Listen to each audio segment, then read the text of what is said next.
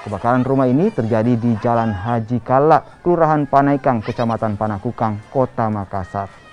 Kebakaran membuat sejumlah warga yang berada di lokasi sempat panik dan berupaya untuk memadamkan api dengan peralatan seadanya. Petugas pemadam kebakaran yang diterjunkan sempat kesulitan menuju lokasi lantaran banyaknya warga yang berkerumun. Petugas pun akhirnya baru bisa memadamkan api 1 jam kemudian. Akibat kebakaran ini, 5 rumah warga ludes dilalap si jago merah. Ya, kita luncurkan yang terdekat itu di Posko Timur, ada 3 unit di situ. Selanjutnya kita melihat lokasi dengan padatnya warga yang ada di sini. Ya,